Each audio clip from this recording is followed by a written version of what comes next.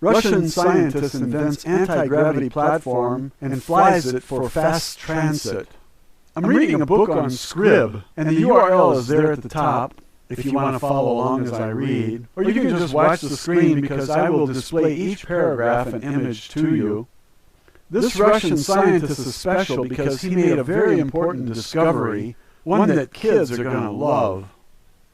According to his own testimony, his writings, and the testimony of eyewitnesses, he found a type of insect, perhaps a wasp or beetle, which has a cellular structure which defies gravity. How about that? He would not say which insect it was. He was an entomologist and did not want to reveal the species because he loved these creatures and felt that this particular one was endangered. If you read anything about this scientist and they tell you which species it was, I would not trust that source. I'd consider it disinformation unless they can prove that the chitin of that particular insect, which they identified, has the properties aforementioned. I think their strategy is to lead you away from the real insect that has these properties and have you test an insect that does not have the properties, so your experiment will fail and you'll abandon this idea. They don't want you flying around because they want control over you, and Viktor Grebennikov frees the slaves. So they don't want you to find what he found. I am not able to reveal to you the species. I don't know which insect it was. I'm going to tell you what I've read, and if you think it's interesting, then I have accomplished my objective by telling you an interesting story. If this story inspires you to become an entomologist and research for insects which have cavity structures which produce unusual effects, and these discoveries benefit the world, then I'm pleased, and I'll be looking up from my grave and smiling at you saying, "You devil, you did it, didn't you?" If you seek out the insect which produces anti-gravity, and you hunt that species to extinction, I'm going to roll over in my grave and pass some nasty gas that will make you puke. Because anything that comes out of dead people is really nasty, and you deserve it because you drove a very important species to extinction, and that ain't right. In fact, it's an abomination. How dare you take away all those inventions that come out of this? Do you know how many kids have watched Back to the Future with Michael Andrew Fox? I mean Michael J. Fox. His real name doesn't have a J in it. I bet you didn't know that. Michael J. Fox played Marty McFly in Back to the Future in the 1980s, and he rode a hoverboard. And when I saw that movie, I said, "Mommy, can you get me one of these, please, please, please, please?" And my mother said, "Son, you're 31 years old. If you want one, get one." So I went down to Walmart, and Sam Walton was working there, and I asked, "Do you have any hoverboards?" And Sam says, "Come again?" "Hoverboard? You devil, you. You've been watching Back to the Future, haven't you?" My face turned red, and I confessed. I was 31, and I always loved movies about time travel. He said, "We don't have any now, but they're coming in soon." I said, "How soon?" He said, "Real soon." I asked, "Do you know Sheldon Idle by any chance?" "What does soon mean?" He said, "In about 100 years," and then he and everyone in the store started laughing like a bunch of chimpanzees on roller skates, and I left. The last time I was in Walmart, they had government cameras watching every breath I take like a bunch of Nazis. Is Walmart going to allow them to touch our private places looking for the real terrorists? They're in Washington. They work for the government, fools. Now, what does all this have to do with Viktor Grebennikov? When you try to find information about him and his discovery, you're going to find a lot of disinformation. How do you know it's disinformation? Because all the articles read exactly the same and they're omnipresent. For all you dirtbags out there, omnipresent means everywhere. Why don't you take a vocabulary class, improve your mind for a change, and stop drinking government fluoridated water? You might think more clearly. When I discovered Grebennikov and read his book, which was illustrated by him, as he was also an artist, fabulous mind, this guy, I dreamed of flying around at 1,000 miles per hour invisible as he was, and being able to go anywhere I want without the Nazi checkpoints touching my genitalia and humiliating me so they can break me and control my mind, turn me into an assassin like Sirhan Sirhan or Timothy McVeigh. 1,000 miles per hour. Yep, that's faster than a jet, you know. I did the conversion all by myself. He traveled 25 kilometers per minute on this homemade platform that looks like a piece of plywood and some handlebars with a steering mechanism built in. Grebennikov was messing with gravity, and that probably means time, because I think they're related somehow. You mess with gravity, you're messing with time. The aliens tell us that gravity has two components, and they simply shut off one of them, and the other one allows them to repel the Earth's gravitational field, and away they go. Other aliens tell us that they reverse electric fields and ride the Earth's magnetic field electrically or magnetically. I'm not sure how it all works.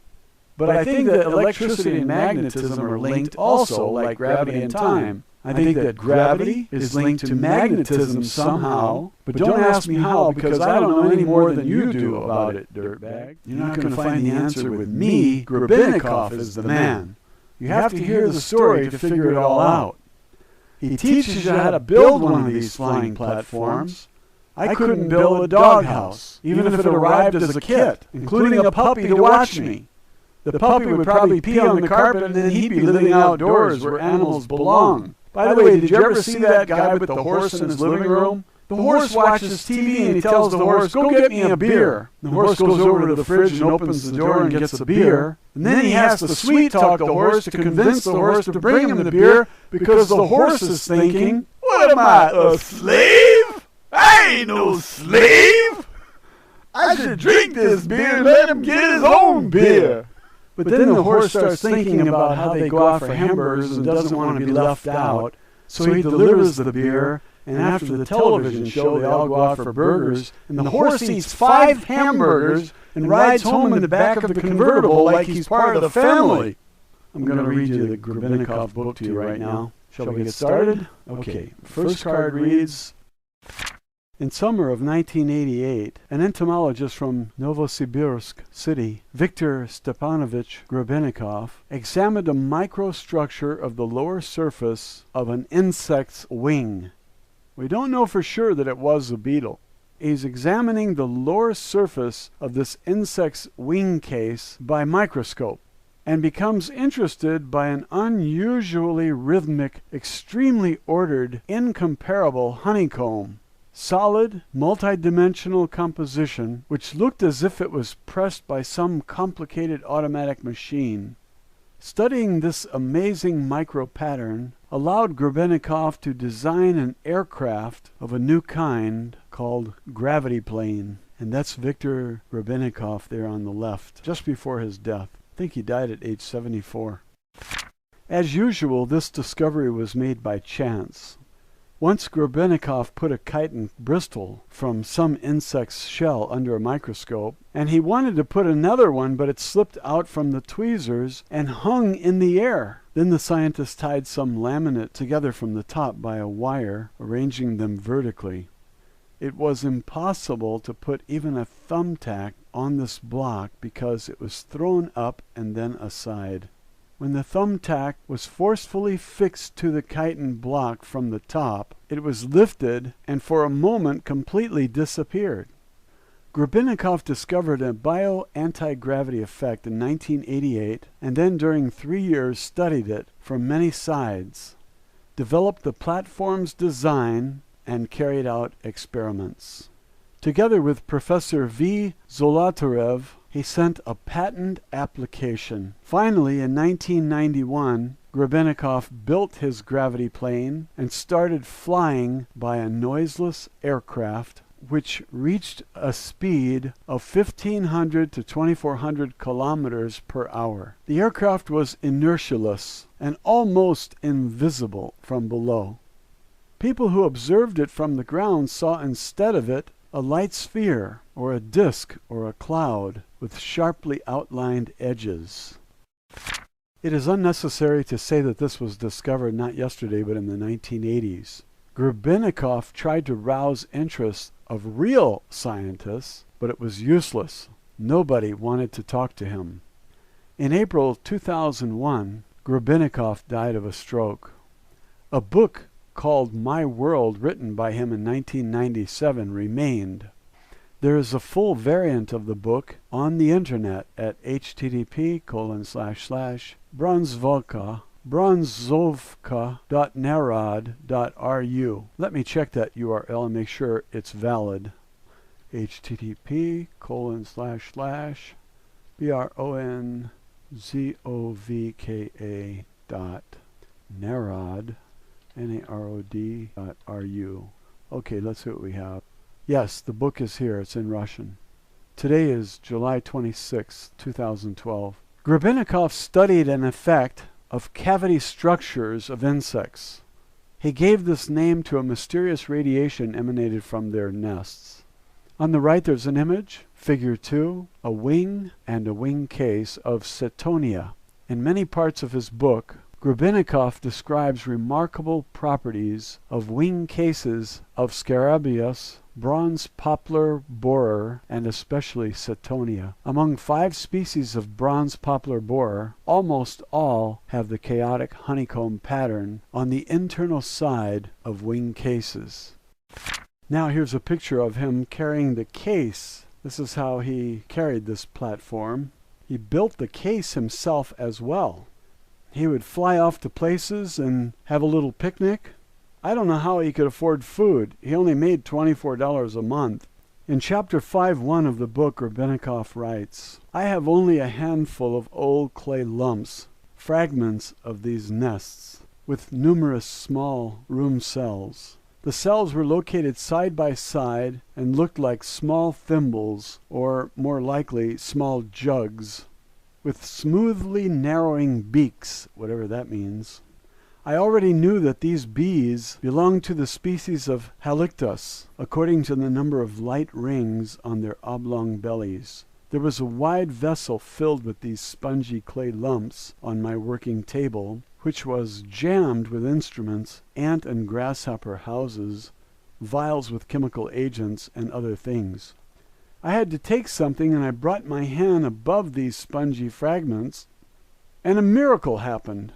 I suddenly felt heat above them. I touched the lumps by my hand. They were cold, but I obviously felt heat above them. Moreover, I felt unknown pushes, bounce, tick in my fingers." Now we have 2 pictures of him on the platform, one before takeoff, and the second one as he's raising up above the ground, and you can see the shadow on the ground. Now all of the popular mechanics mafia debunkers are going to be out trying to claim that this is a fake photograph or something, but this is a real photograph. I've seen this before. I never heard anybody say that it was faked or a hoax. But you know how people are. They know that the government lies about everything, and so their strategy is to debunk everything. So they don't believe anything. Well, I think we have to be more careful than that. Does there exist any insect with cavity structures that have special effects? That term right there has been coined, cavity structural effects, CSE. And if you're going to do research to find out more about this, like I said earlier, you're going to run into 9 out of 10 of the articles you find are going to be propaganda, disinformation, popular mechanics style debunking. And I don't know how much popular mechanics was paid to debunk 9/11, but I wouldn't read that piece of trash magazine if it was the last one left, because I think 9/11 was an inside job. And why is that relevant here? Because Grebennikov made an important discovery. And you can see him on the right flying above the ground. And you can see the shadow on the ground. And this is a real photograph. And don't dismiss it as a fraud until you know for sure that it's a fraud. Because not everything that's done is a fraud. Just everything done by government. Because they want to control you. They want to own you. You're their slave. And they're trying to control your thinking by having you not believe anything. They don't want you flying around like he did. Would you get on that platform and travel at 1,000 miles an hour? I wouldn't. Look at how rickety that thing is. But he must have lifted up off the ground and realized that there is no perturbance on his body whatsoever, and that he can go as fast as he wants and it doesn't matter. He rode this thing and he said the wind went around him. It didn't even blow his hat off. It went around him. So keep digging to find out more before you reach any conclusion. This is a matter of science. Let's be scientific about it. We observe, we collect the facts, we don't reach any conclusion until all the facts are in. And I have noticed in the past few years that the internet has become flooded with the same article, word for word, reading exactly the same. Obviously, somebody out there wants to deter you from making this discovery of Grebennikov and his discovery of the insect cavity structures that allowed him to fly this vehicle. I have a PDF file. It's written in Italian, and I found this, and these three experimenters duplicated some aspect of anti-gravity, and they were flying around on a craft just like this. Maybe one day I will read that. Maybe I'll read the English translation. I read it because I like to practice reading Spanish, Italian, and French. You might enjoy the foreign language aspect of that, or you might enjoy the scientific aspect of that. Let's move on to the next card. This radiation cannot be screened.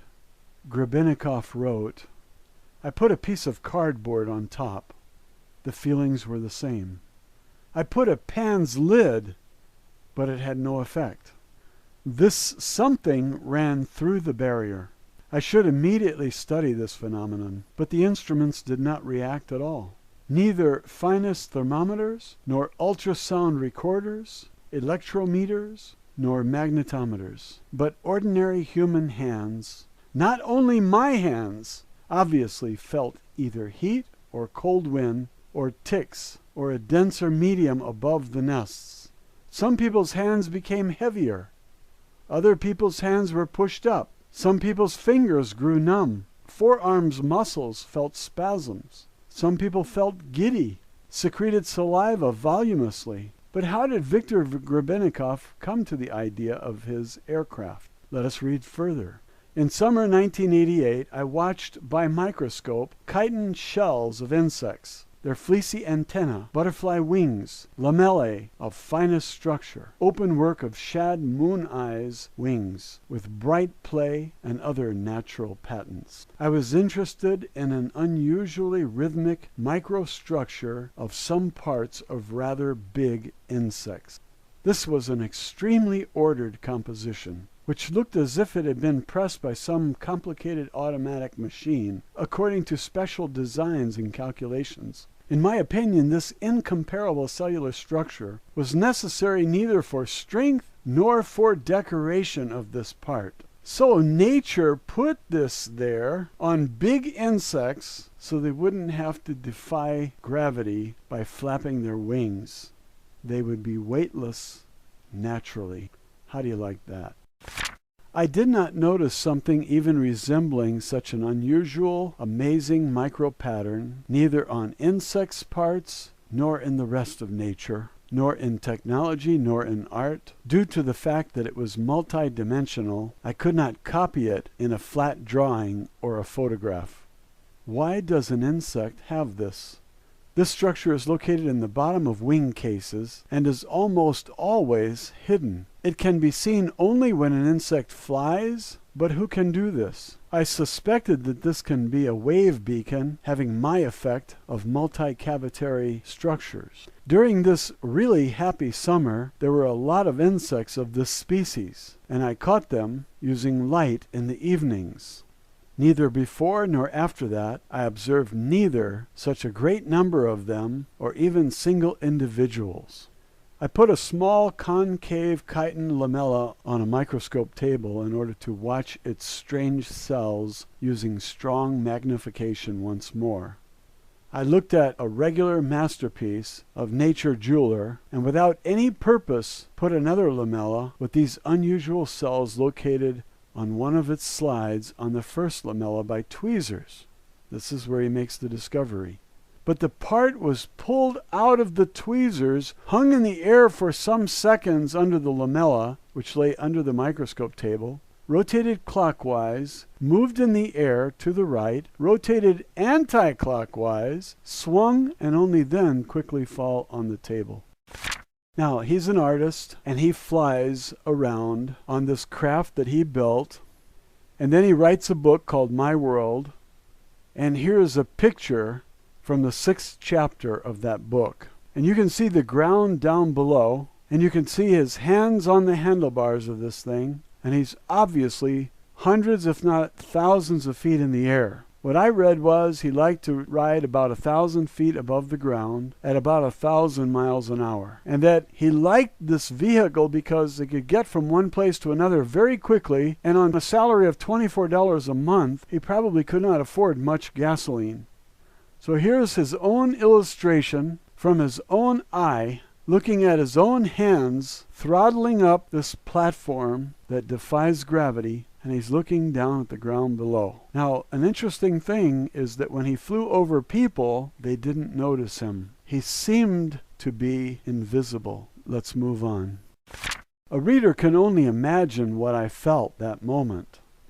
After coming to consciousness, I tied some lamellae by piece of wire. It was difficult, impossible, only if I took them vertically. So I made a kind of multi-layer chitin block. I put it on a table. Even such a comparatively heavy thing as a thumbtack could not lie on it. Something pulled it up and then aside. I fixed the thumbtack to the top of the block. And then so unbelievable things began to happen. Particularly the thumbtack completely disappeared for a moment, that I understood that this is not a beacon, but some other thing. I was excited again, and due to agitation, everything around me was like a mist. But I could calm down, and in 2 hours could continue working. Everything began from this accident. Now remember that he said the thumbtack disappeared for a moment. So while it was under the effects of anti-gravity, it was also invisible. Important point to make. And that's when he abandoned the idea that it was a beacon, this chitin structure, this cavity structure he thought was a beacon. Now he says it's an other thing. This picture was made using an electron microscope. These strange, extraordinarily fine and complex instruments and devices of insects are not only used for senses of touch, smell, vision, sound, but they also receive or generate electronic waves, while some of them hamper the Earth's gravity.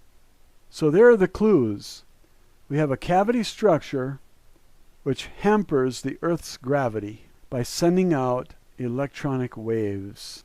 If you find the right wave, you can defy gravity like John Hutchison did. Now, if you're going to debunk this guy, Grebennikov, you have to debunk John Hutchison and Edward Leeds Scalnan, because all of them, all three of them, defied gravity. And so did those who built the Great Pyramids.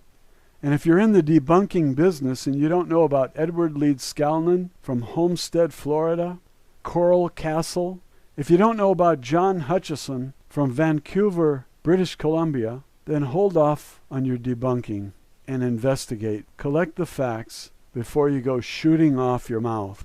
Because anti-gravity is real. And we don't need fools going around telling us that we're imagining it. There are too many craft that defy gravity, including our own. And if you know about Jane's Defense Weekly, and you know about the new bombers, you know the engines are grossly underpowered. And all the jets were getting heavier and heavier, and suddenly the latest one is lighter and underpowered. Now, Nick Cook did the research, and he's a very well-respected, well-known writer for Jane's Defense Weekly. And I've been interested in anti-gravity all my life, and I've collected a lot of information about it. I'm fascinated by Edward Leeds Scalnan, the pyramids, John Hutchison, and Viktor Grebennikov. So don't write all these people off as kooks. It's not intelligent to go around debunking everybody and everything. This is not thinking, even though you'd like to fool everybody into thinking that you're the only genius in the world. Dig up all the facts. It doesn't do the world any good to be fooled by you. It might make you feel good to fool everybody into thinking that you're a genius because you debunk everything. But I'm annoyed by those who go around debunking everything and they have absolutely no facts whatsoever. And every day I got to deal with 3 or 4 people like that. The comments that come in, people debunking everything. Ask them, what is your foundation for your conclusion? They don't have a foundation. At the bottom of that picture that you just saw was the following. Did you pay attention to magical words? Quote, and some of them oppose to the Earth's attraction. It is really strange that strange stellate cells cannot be seen on them, though. The unusually rhythm microstructure, extremely ordered composition, looking as if it has been pressed by some complicated automatic machine, according to special designs and calculations. Incomparable sponginess, unquote, is obviously seen on the 3rd photograph. However, if we remember Grebennikov's remark, quote, I did not notice something even resembling such an unusual, amazing micro-pattern neither on other insects' parts, nor in the rest of nature, nor in technology, nor in art, unquote. Usual hexagon honeycombs can be observed. Or does Grebennikov want to say that honeycombs, as in experiments on production of the effects of cavity structures, we don't use it in the ECS order, we call it CSEs, cavity structural effects, are a simplified example of this complicated pattern, and the anti-gravity effect can be observed already in such a simple structure. Here are more photographs of honeycombs. Below the photographs, the caption reads, multi-cell structures of insects magnified by an electron microscope by hundreds and thousands of times. These are the only photographs in the book where strange stellate cells can be seen. Possibly it is the construction's prototype. At least this is something very close. We can suppose that these are honeycombs on micro level, and an element with a star consisting of multi-layer mesh of cells is formed, just like on the photographs. And in 2 years of laborious work, a gravity plane shown on figure 3 appeared, an aircraft with amazing characteristics. It is invisible, need no traditional engine as we imagine it, and has no wings or a propeller. It is noiseless, easily reaches a safe flight speed of 1,500 kilometers per hour, which is not felt by a pilot. There are no either inertia properties of a moving body or heat influence of the environmental air to the aircraft or dynamic pressure or other effects. It also has a very simple design, a post with 2 handles, placed on an opened platform. Now that paragraph pretty much sums it up, what we have here. A new kind of technology. You don't have to ever pay for gasoline. You fly at an unbelievable speed. My God, in 2 hours you could be from Los Angeles to Chicago. 2 hours! It takes a jet 4 hours to fly there. And you don't feel any effects of inertia when you're in this thing. That is just amazing to me. A detective story. In 1992, Molodost Sibiri newspaper release of Grebennikov's book, My World, was published. The photographs of Grebennikov's flying by his platform were published in the article for the first time. The photographs were also published in Technika Molodezi magazine. From bad to worse, it was written in a Technika Molodezi article that total volume of the book was meant to be 500 pages and 400 colorful images. In the same article it is written that the aircraft principles, heights, and outfit will be given in My World. Grebennikov was going to completely describe his invention. The whole book was aimed at it. but proofreaders and an editor, and possibly the according authorities, explained Grebennikov that it is forbidden to publish such information. Controls, in other words. Nazis. So Grebennikov had to remove fragments of the text and patch it up. This is why a lot of hints and keys remained in the book. In order to completely remove information on the platform, he had to rewrite the whole book. 2 photographs with Grebennikov's flight were left in the book because they were already known to people. As a result, the book's total volume was more than 300 pages, and there were a lot of inappropriate butterfly images in the end of chapter 5. What a crime against humanity. Everybody who has access to cavity structures and microscopes should be looking for what he discovered, trying to find the anti-gravity properties of certain cavity structures. And everybody else in the world should be trying to get the truth out, like I'm doing by making a video about it. Because people like Tesla should not be unknown. People like Pierre-Louis Egina, he should not be unknown. He made tremendous accomplishments in science. And Viktor Grebennikov as well. Though Grebennikov could not publish the invention's description, he tried to tell readers fundamentals of his inventions by hints. Because in the 1990s, he wanted to tell this to the world. Only in 2000s, after he became ill, he began to reduce the information, considering it dangerous for people's health. In the Technica Molodezi article, it was written that Grebennikov had demonstrated his platform in a museum in Siberian Research Institute of Agriculture and Agricultural Chemistry for everyone. Possibly a big, colorful photograph of the aircraft was taken in the museum. If it is so, there must be eyewitnesses who saw the aircraft.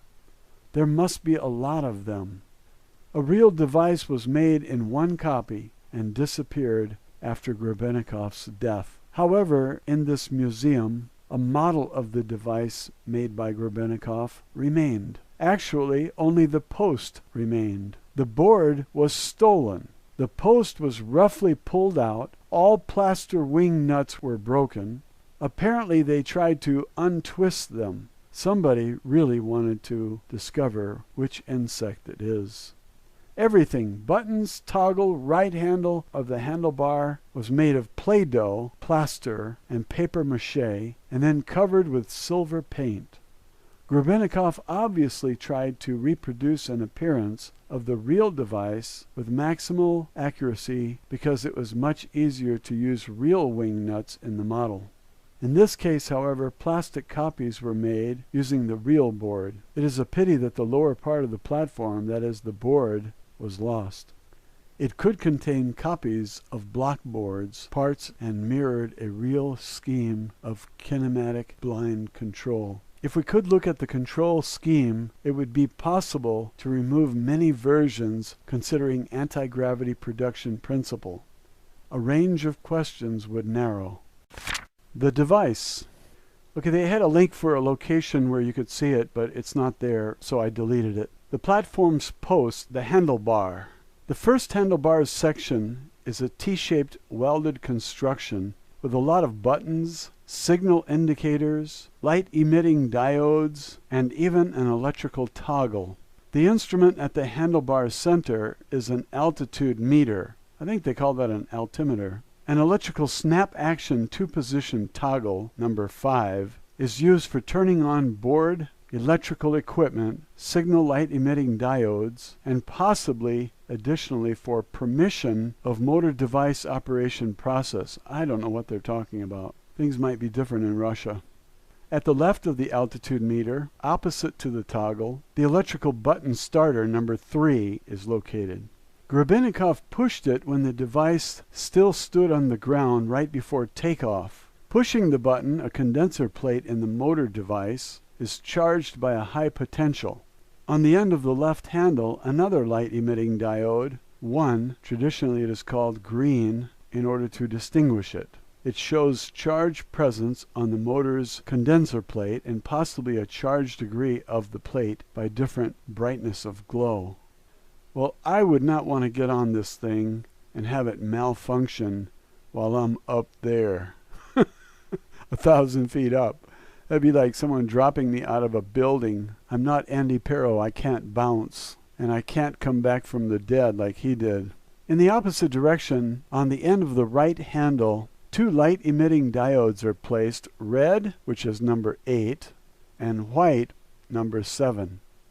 They are directly connected to plug and sockets placed in mechanical units of joining, separation, and change of blinds tilting. The white light-emitting diode induces straight motion, while the red one induces quick slowdown. I guess when you're traveling 1,000 miles an hour, you need to slow down pretty quickly. You don't have a runway. The jumbo jets, they travel in the air at about 600 miles an hour. And when they land, I think they're only doing about half that. And of course, they need to get down to about 180 miles an hour when their wheels hit that runway. I remember a takeoff, and I was told that we were going 180 miles an hour when the wheels left the ground. I don't know if it's true. I don't know if it's common. I don't know if it's widespread to all aircraft, but that's what I was told. Takeoffs and landings put me to sleep. They're so smooth. Now this device, he doesn't even feel the wind blowing. When he's traveling 1,000 miles an hour, the wind just goes around him. Doesn't even mess up his hair. Doesn't blow his hat off. And we always see the alien craft doing 90-degree turns at 4,000 miles an hour, and nobody inside is crushed. So they mess with gravity, and it affects inertia, and their body mass goes to 0, and so they can make 90-degree turns with no effect whatsoever on them. I don't know much about the physics here. I just find it all pretty fascinating. Now, some of this jargon is very hard for me to understand, and so if I read it like I don't understand, it's because I don't understand. Left rotary handle number 2 controls blinds separation with increase of an active surface of vertical traction. So why doesn't he just say it takes you up? The right one, 6, controls change of rotation angle of every blind's plate along the long axis or horizontal traction. So in other words, it pushes you forward. So 2 is up and 6 is forward. 2 mechanical buttons catchers, 14 and 9, directed at a pilot's belly, are placed lower than the toggle and the button starter. They are connected to the rotary arms according to push and turn principle.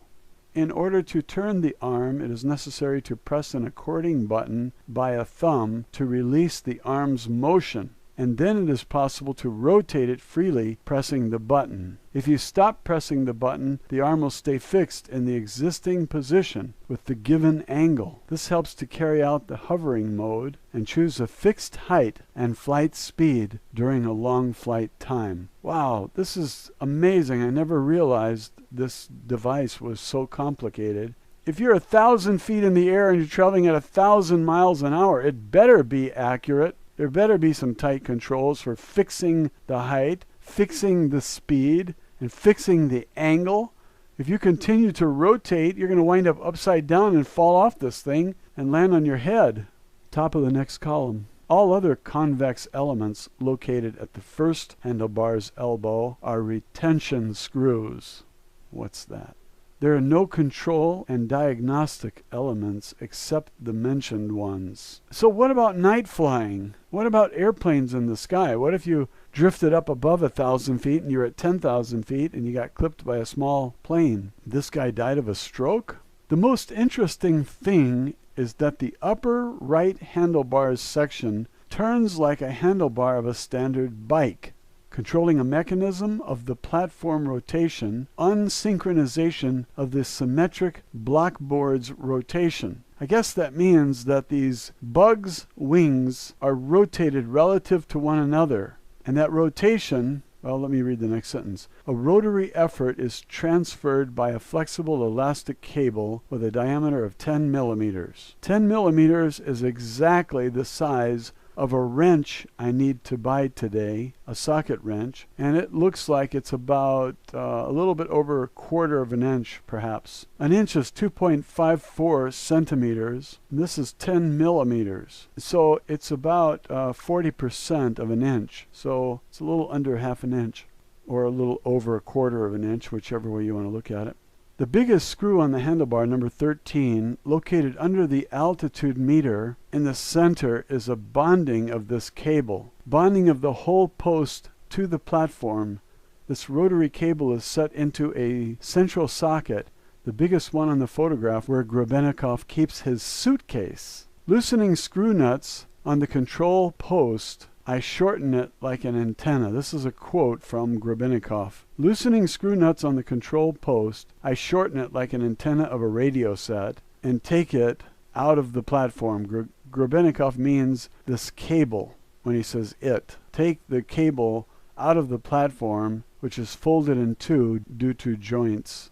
Regarding the altitude meter, in an airplane, it's done with a pitot tube, and it's done by air pressure. At least that's how it was done when I was taking flying lessons. I had a few flying lessons, not many, maybe 2 or 3, I don't remember. It was many years ago. I think it was about 150 years ago. Technology could have changed with airplanes, and they might be able to tell the altitude by the air pressure. I don't know. They might have it all wired into one central whatever, and they know the exact pressure of the air at every altitude, because air pressure, it has highs and lows, and so you can't always rely on that. But if they have a reliable system today, I don't know about it. I haven't studied this stuff for many years. So he's got an altitude meter. I think those are called altimeters, and he's able to tell how high he is. Now, does it light up at night so he can fly at night? I have no idea. I know that he would go to a location to do some of his entomology work, and he'd be out there in the middle of nowhere, no roads anywhere, and he'd be collecting bugs and looking at them, and it would get dark. He'd have a sandwich, and sometimes he'd spend the night. But I think he flew this thing at night sometimes, and I think he must have had a headlight on it. The book is interesting to read. However, he's a scientist. He covers every detail. And he tells you things that scientists want to know, because when you're trying to recover the work of someone else, you need to know every detail, and you've got 1,000 questions. And if someone wrote a cursory summary of what happened, it's not going to work. You need all the details, and when he writes, that's the way he writes. It's not interesting reading, but there are parts of it that are very interesting when he talks about the beehives and the sensations that he had and the mental trips that he was going through while he was near this thing. It changes the effect on his mind, and all of that to me is interesting, because I want to know if there's a device, a cavity structure, that will give us anti-gravity, because I want one of those hoverboards from Back to the Future. I need a cheap way to get around, and a hoverboard is just cool. I would be the coolest old man on my block. By the way, the handlebar could rotate. Near a bolt of the rotary cable bonding, a cramp is stuck. 10. Grebennikov tied himself to it with a belt. The second elbow is not interesting because it is a standard pipe. It is not only necessary to mention that it does not rotate together with the first one, but is fixed to the third elbow, which for its turn is screwed to the fourth immovable elbow. A wing nut on the first elbow, 11, does not attach the first elbow to the second one. Instead, it holds a special bushing which helps the handlebar to turn. There is a button directed to a pilot on the third elbow. It is not a light-emitting diode, but a button, because Grebennikov painted it the same brown paint as the post. Who would paint light-emitting diodes which do not light bright? The use of this button will remain unknown, and we will not know how the wing nut on the fourth elbow was used. It is located in the center and directed to a pilot. The fourth elbow ends by perpendicular flange 25 with 3 bolts, which decreases the pull-out moment. The lower elbow cannot rotate because a device of the lower side rotary arm is stuck to it. A body of the device, 17, is a cylindrical pipe section. It is stuck to the post horizontally. A free end of the body is cut with an angle of about 40 degrees and closed by round plate stub, 16, with 3 small screws. Wow, this whole thing is really intricate. There is a hole in the stub's center where our handle, 15, protrudes from. The handle is spring-loaded and has a mechanical nature. It is necessary to pay attention to rod 18 starting from the handle's body to the control box. Actually, this is a hollow pipe where either a cable or a rod with a bolt head at the bottom slides. When the handle is turned against a pilot, it's impossible to fly. If it is turned to a pilot, it is possible to fly. Sorry about the details of this apparatus. It is one of the most important discoveries of mankind. It frees us all from slavery. We're able to get up and fly anywhere we want without paying anybody anything, and I think that's very important. And some people want to build these devices. They want to discover cavity structures effects, and they want to use those cavities to defy gravity. And I can't blame them. It's a very important thing to work on. And so if you will just endure my reading of what was written in this article, we want to give the inventors as much clue as possible about how to build this apparatus. Grebennikov had a fantastic mind. First of all, his scientific approach to entomology, observation of what he found and applying it, and he felt that insects were a gold mine. And I think he was right, and he wanted to save all of them, which is not possible in nature. Next card. This is an adjusting element 26 on the upper handle's surface. It looks like a small cylinder with a horizontal metal rod, which is used for its rotation. It adjusts accuracy of the connection-disconnection mechanism's operation by pulling up the cable or somehow else. The Russian translation is not real good here. Most likely the handle is a standard protecting device which blocks accidental operation of the platform's anti-gravity devices without a pilot. He's lucky he wasn't killed on this thing. What if one of these control mechanisms failed? He would have dropped out of the sky and died. Next paragraph. Now let us discuss a small box in the bottom of the post. 4 wing nuts, 19 and 24, located on the upper surface of the box, fix the post to the platform. 2 side opposite wing nuts, 20 and 23, adjust accuracy of distributor's operation, accuracy of bringing together and synchronization of the blinds. Now, I have no idea what he's talking about. If you're an inventor and you understand it, that's great. I'll provide you with everything I can so that you can make one of these. Could you please make me a hoverboard? I want to be Michael J. Fox. There are 2 distributors. The left one is used for separating the blinds. The right one is used for change of the blind's angle. Each mechanical distributor of the efforts, located horizontally, is connected to a cable from each of the rotary arms of the handlebar. Then efforts are distributed to several cables to each of 4 blinds blocks. There is a treadle, 22, in the box from the pilot's side for the right foot.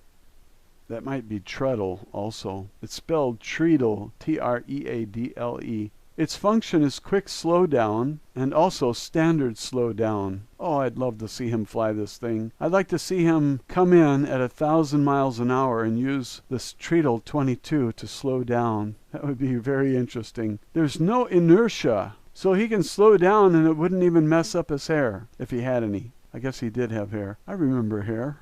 It grows on the head. Another electrical snap action toggle is located near the treadle at the left of it.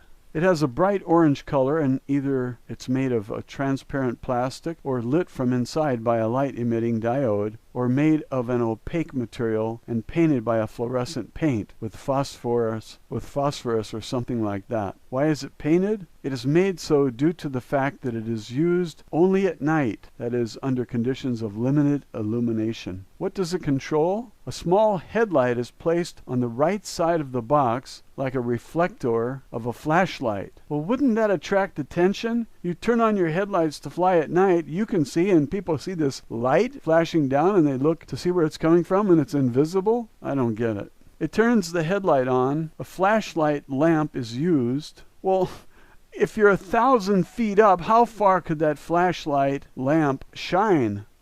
It wouldn't reflect anything except water vapor. I think maybe that flashlight would be used in landing. But I would really like to know how high I am. I don't know. This is running into complications. A lot of questions.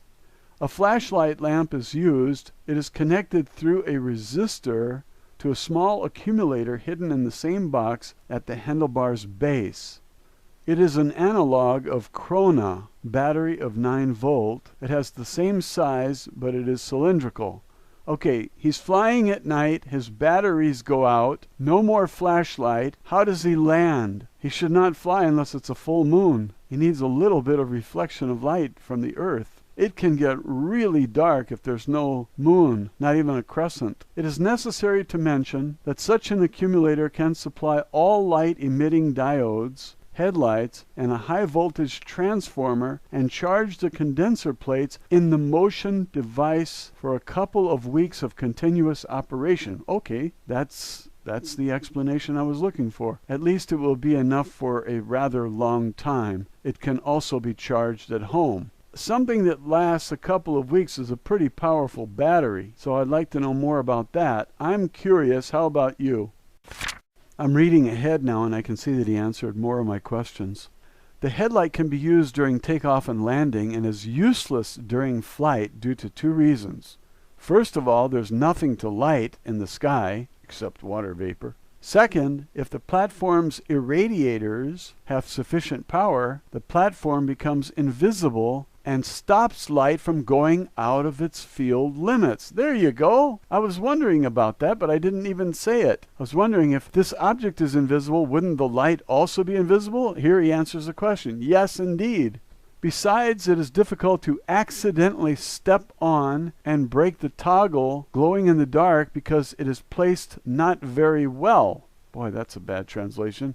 I'm not sure what that means. The platform's base. Grebennikov made his airplane of a platform so numerous screws and wing nuts are just lightly modified platform's parts. I don't understand that. Each of the platform halves was made by Grebennikov of one wooden piece, while industrially produced platforms are made of plywood with attached boards. But this is a box of old Soviet microscope package with external walls thickness of 8 millimeters, about 1/4 of an inch, and an internal walls thickness of about 50 millimeters, about 20 inches. Grebennikov only had to take out a plastic foam interlay and cover the body with drying oil. He made this, though the board's thickness of 8 millimeters is rather unreliable. Possibly Grebennikov strengthened the base by sheet metal from inside. Blinds, blockboards. The blind's design is a standard fan made of flat, long elements. There are 4 fans. Each of their 4 axles is fixed vertically at the platform's corners. It can be seen in photographs. Even a picture by Grebennikov showing its device from below exists. 2 bolt heads can be also seen on the photographs approximately in the center of each platform halves. This is a bonding of the distribution mechanism which transfers effort from the distributors to a fan opening device. Each fan consists of 9 plates. In order to make them strong, the plates are made of sheet metal. Micronets are stuck from the upper surface of each plate. On the one hand, the metal does not prevent nets from operating because the effect of cavitary structures cannot be screened, and on the other hand, protects them from mechanical influences such as influence of grass during landing. Holes in the plates which can be seen are not related to micro cells. They are made only for lightening the metal plate's weight. Do you see that it is difficult for Grebennikov to hold even a lightened version of his platform? Anti-gravity effect, created due to the effect of cavitary structures, is produced by the cells, but they need fuel in order to work with maximum efficiency? I didn't know that. What kind of fuel? Roughly speaking, the effect of cavitary structures works the following way. Any material consists of particles vibrating by its own frequency. Read Tesla's Cosmology, works of John Keely, Thomas Henry Morey, Wilhelm Reich, and others. Due to such internal atomic vibrations, a stationary wave exists in the environment around any object, and further discrete reflections or maximums of such a wave. Need more explanation here. Thus, a frequency and length of such vibration are unique for any material according to Grebennikov. This is a reflection of de Broglie waves, de Broglie spelled D-E-B-R-O-G-L-I-E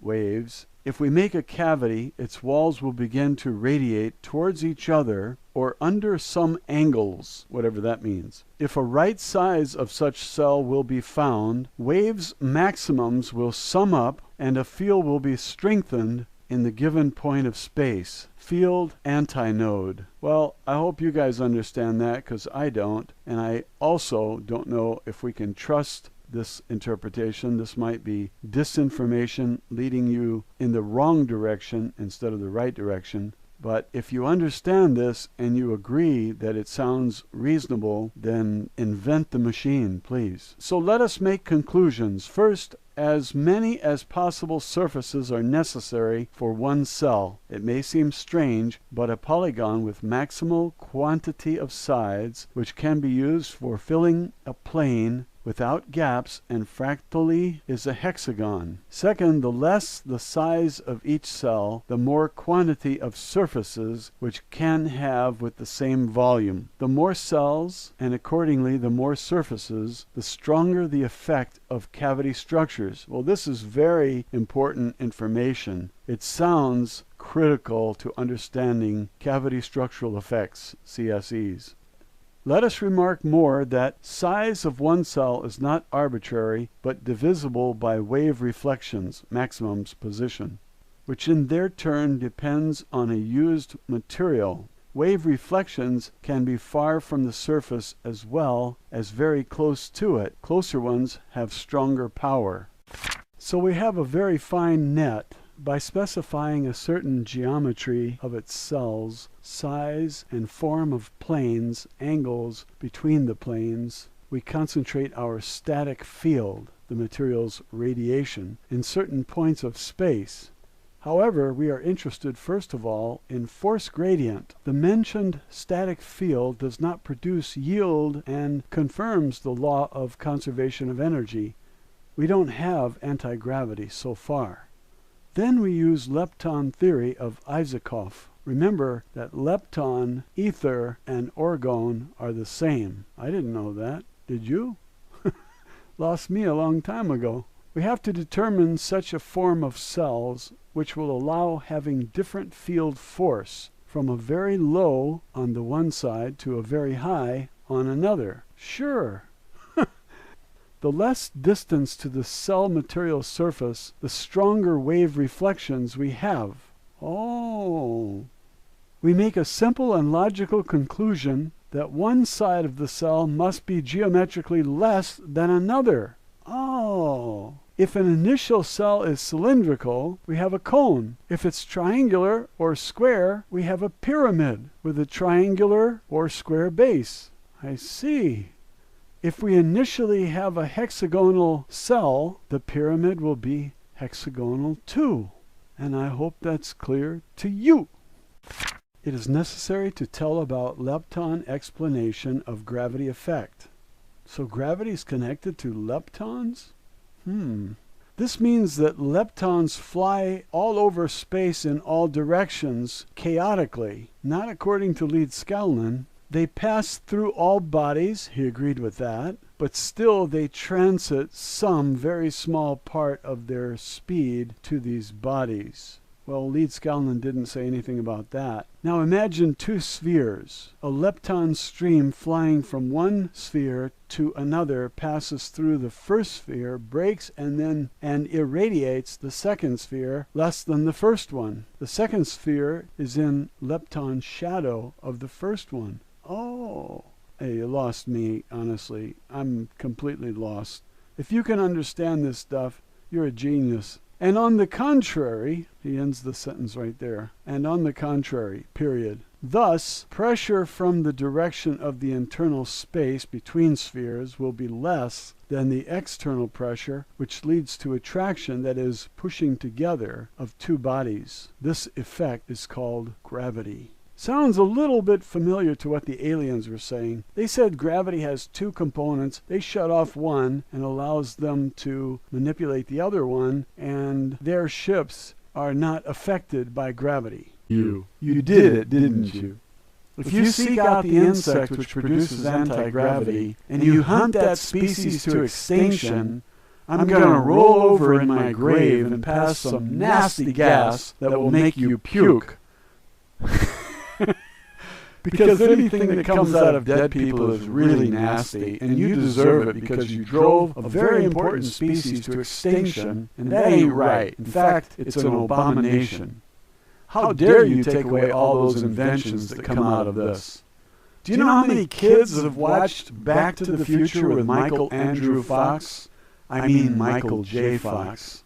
His real name doesn't have a J in it. I bet you didn't know that. Michael J. Fox played Marty McFly in Back to the Future in the 1980s, and he rode a hoverboard. And when I saw that movie, I said, "Mommy, can you get me one of these, please, please, please, please?" And my mother said, "Son, you're 31 years old. If you want one, get one." So I went down to Walmart, and Sam Walton was working there, and I asked, "Do you have any hoverboards?" And Sam says, "Come again?" "Hoverboard? You devil, you. You've been watching Back to the Future, haven't you?" My face turned red, and I confessed. I was 31, and I always loved movies about time travel.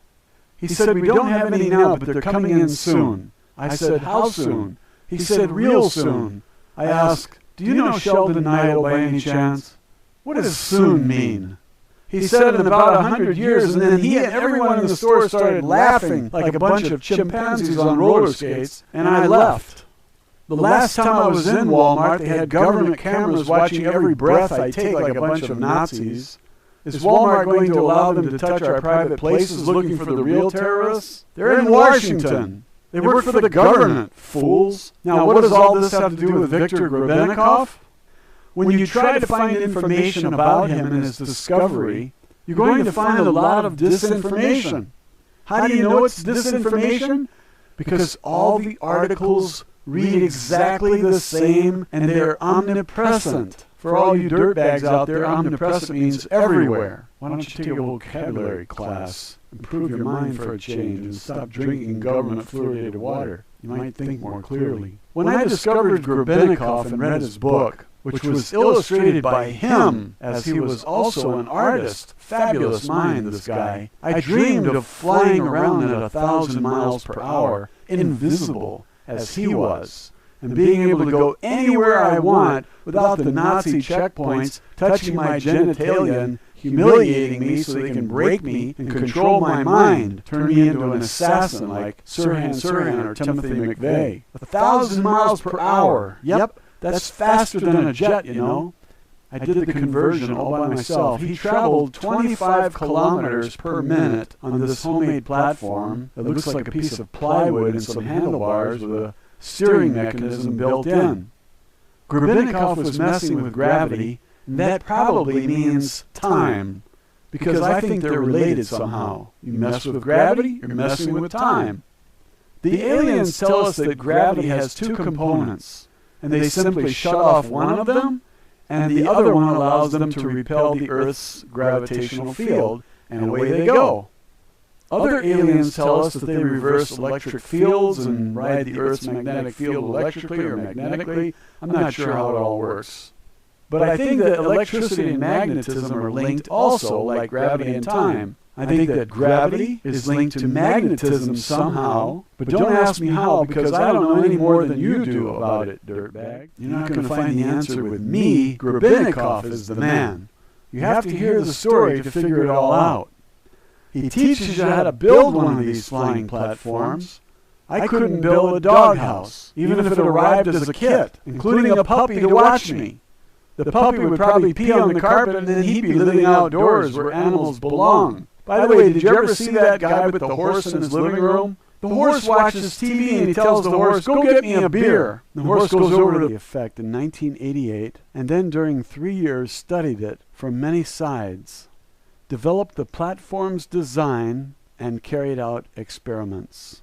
Together with Professor V. Zolotarev, he sent a patent application. Finally, in 1991, Grebennikov built his gravity plane and started flying by a noiseless aircraft which reached a speed of 1,500 to 2,400 kilometers per hour. The aircraft was inertialess and almost invisible from below. People who observed it from the ground saw instead of it a light sphere or a disk or a cloud with sharply outlined edges. It is unnecessary to say that this was discovered not yesterday but in the 1980s. Grebennikov tried to rouse interest of real scientists, but it was useless. Nobody wanted to talk to him. In April 2001, Grebennikov died of a stroke. A book called My World, written by him in 1997, remained. There is a full variant of the book on the internet at http://bronzovka.narod.ru. Let me check that URL and make sure it's valid. http://bronzovka.narod.ru. Okay, let's see what we have. Yes, the book is here. It's in Russian. Today is July 26, 2012. Grebennikov studied an effect of cavity structures of insects. He gave this name to a mysterious radiation emanated from their nests. On the right there's an image, figure 2, a wing and a wing case of Cetonia. In many parts of his book, Grebennikov describes remarkable properties of wing cases of Scarabaeus, bronze poplar borer, and especially Cetonia. Among 5 species of bronze poplar, the fridge and opens the door and gets a beer, and then he has to sweet-talk the horse to convince the horse to bring him the beer because the horse is thinking, "What am I, a slave? I ain't no slave! I should drink this beer and let him get his own beer." But then the horse starts thinking about how they go out for hamburgers and doesn't want to be left out, so he delivers the beer, and after the television show they all go out for burgers, and the horse eats 5 hamburgers and rides home in the back of the convertible like he's part of the family.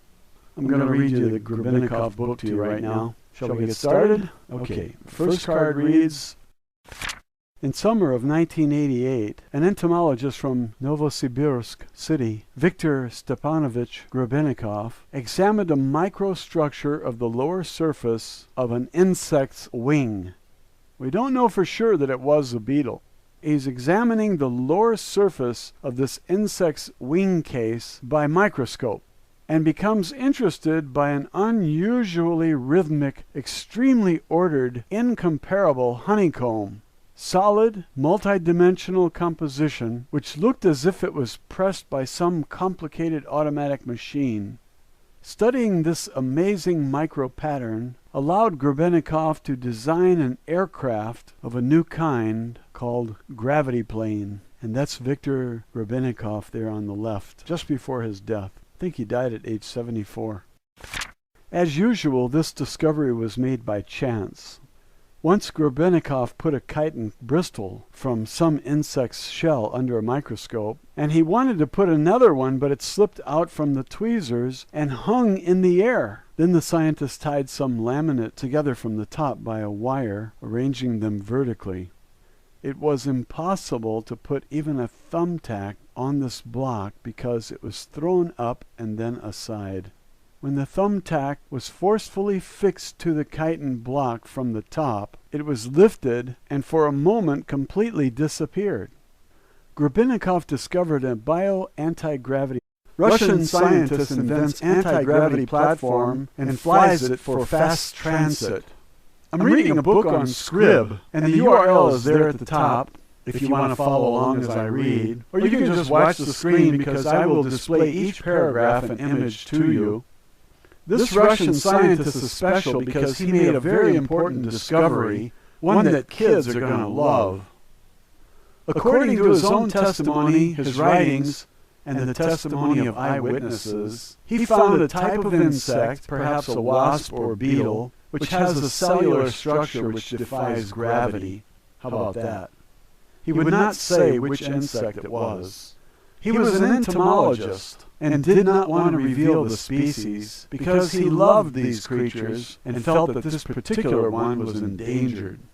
If you read anything about this scientist and they tell you which species it was, I would not trust that source. I'd consider it disinformation unless they can prove that the chitin of that particular insect which they identified has the properties aforementioned. I think their strategy is to lead you away from the real insect that has these properties and have you test an insect that does not have the properties, so your experiment will fail and you'll abandon this idea. They don't want you flying around because they want control over you, and Victor Grebennikov frees the slaves. So they don't want you to find what he found. I am not able to reveal to you the species. I don't know which insect it was. I'm going to tell you what I've read, and if you think it's interesting, then I have accomplished my objective by telling you an interesting story. If this story inspires you to become an entomologist and research for insects which have cavity structures which produce unusual effects, and these discoveries benefit the world, then I'm pleased, and I'll be looking up from my grave and smiling at you saying, "You devil,